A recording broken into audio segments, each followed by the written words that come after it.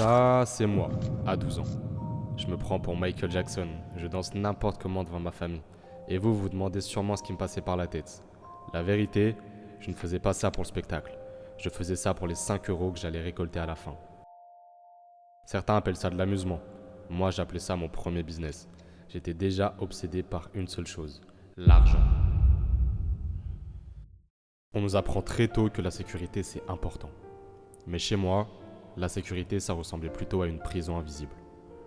Je me souviens de l'odeur du café à 6h du matin, du bruit de la calculatrice le dimanche soir quand mes parents comptaient les euros pour finir le mois.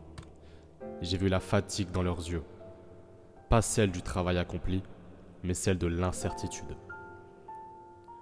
À 10 ans, je n'avais pas peur des monstres sous mon lit.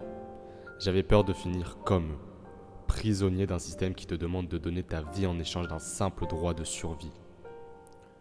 Je me suis fait une promesse. Je ne serai pas une victime de plus. Je serai libre. Peu importe le prix. Puis est venue l'école. Cet endroit obsédé par les règles où des gens qui n'ont jamais pris de risques essayent de t'expliquer comment réussir ta vie. Je regardais mes professeurs.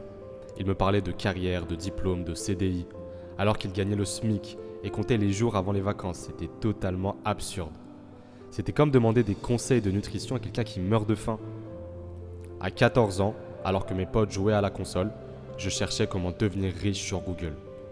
J'ai lancé mes premiers business et j'ai gagné mes premières centaines d'euros. On ne nous apprend pas à créer, on nous apprend à obéir. Quand j'ai commencé à parler d'entrepreneuriat, on m'a regardé avec pitié. Passe ton bac d'abord Léo, trouve un vrai métier.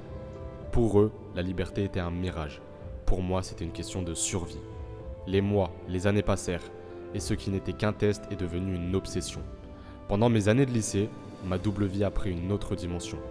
Pendant que j'écoutais des cours théoriques, mes revenus passaient de centaines aux milliers d'euros.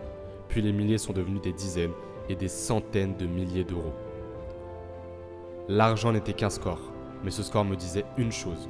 Léo, tu avais raison. Le système n'est pas cassé, il est conçu pour t'écraser. Mais une fois que tu as compris les règles du jeu, tu peux le hacker. J'ai arrêté les cours juste après le bac.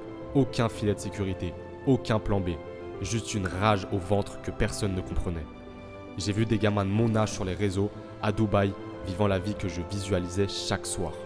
Certains auraient été jaloux. Moi, j'y ai vu une preuve que c'était possible.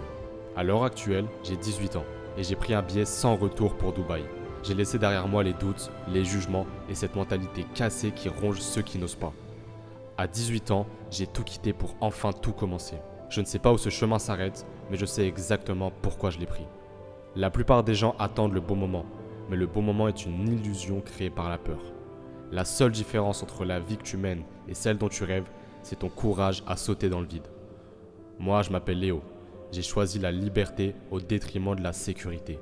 Et je vais vous montrer qu'on peut tout reconstruire à partir de rien. L'aventure commence maintenant.